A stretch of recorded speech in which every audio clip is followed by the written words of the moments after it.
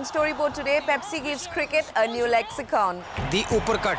1 month into the ICC Cricket World Cup, advertisers evaluate their investments and TRAI's guidelines to telemarketers is extended for the 4th time. Hello and welcome to Storyboard. I am Anuradha Sengupta. Last week I had said that most of the advertising on the ICC Cricket World Cup so far has been insipid. But Pepsi's Change the Game campaign seems to have caught people's imagination. So much so that even commentators are slipping the uppercut, the helicopter shot and other new terms into math speak. Nikita Rana reports that this may just be the most successful campaign of the 2011 Cricket World Cup.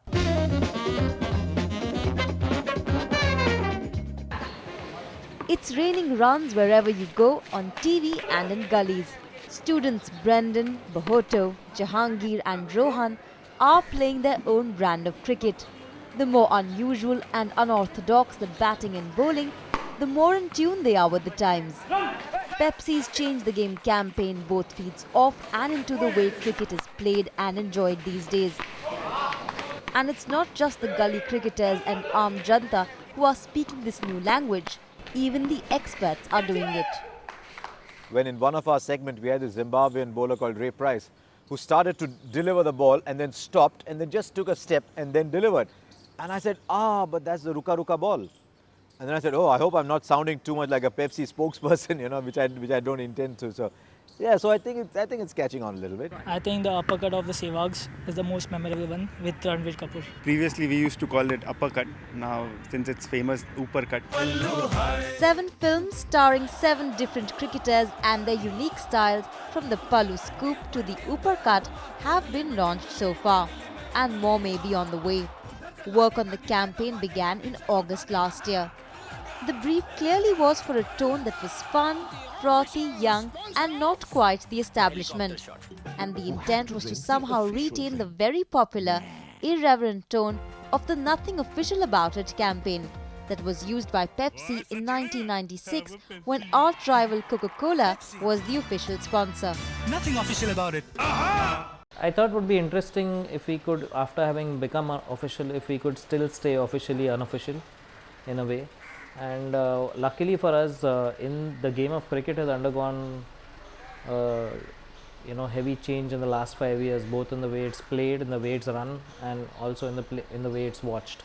And of course, by taking real footage from real matches, most of the footage or all the footage, I think at the end of the commercials, are actually been played in a match by that cricketer.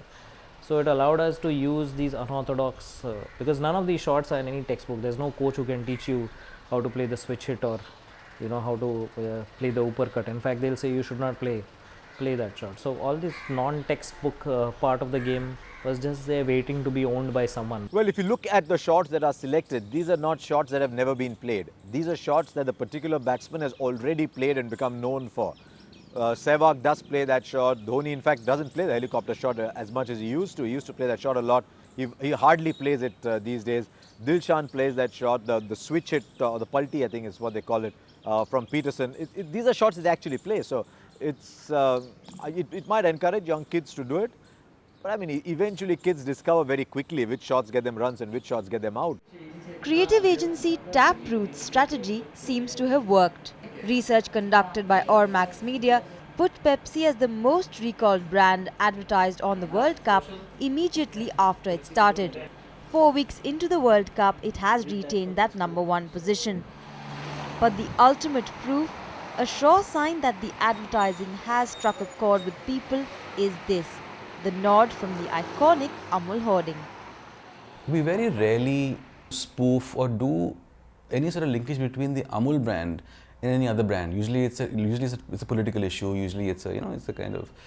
But I think in a way, I think it is a campaign I remember, and I think Pepsi over the years has consistently been doing interesting work, and so do we. So the linkage was good. So the picture that first came was, if we have the girl with the knife doing something funny, what is the kind of shot that would best be represented? And our writer thought of the Makhan flick.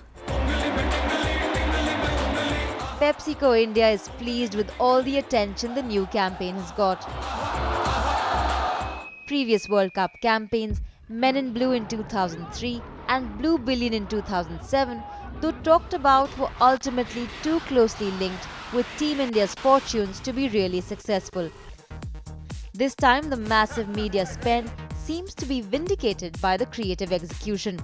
The question now is, with temperatures already at scorching highs, what impact will the campaign have on summer sales and on market share that stands at 42% today? While the company refuses to share that critical bit of information, it says it is recording dramatic increases in saliency and imagery. On our Facebook page, over the last 1.5 months, we have added 300,000 fans, and our total number of our fans are now close to 900,000. I think it makes us the third or fourth largest fan book page in the country.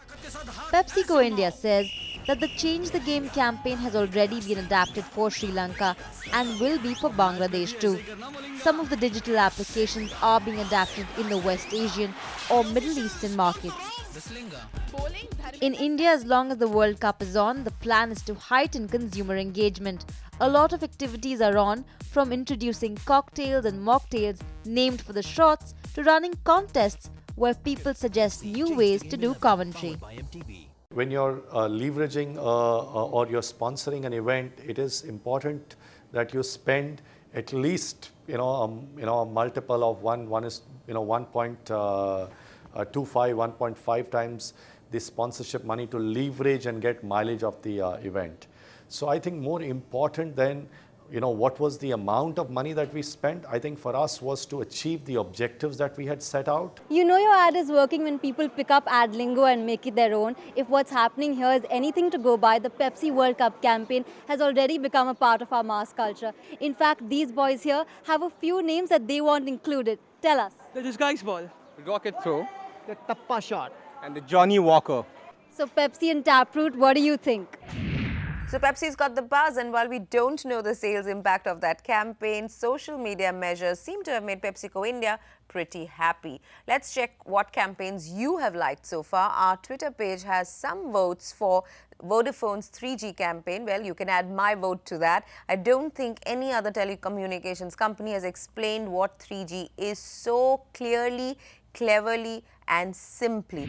And here's what you're saying. Malay Kumar says 3G Zuzu is very close to Pepsi in terms of recall for sure.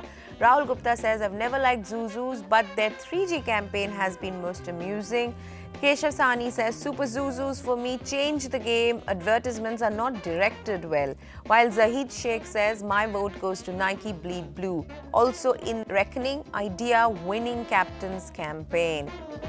Keep it coming. Remember, our Twitter handle is @BrandStoryboard. We'd love to hear from you. And these guys in advertising and marketing also love to hear from you and to know your reactions to all the work that they're putting out there. Next, we've got Shot Spot. Lindy Stout has a commercial for IKEA that's been made by Mother London. Let's take a look.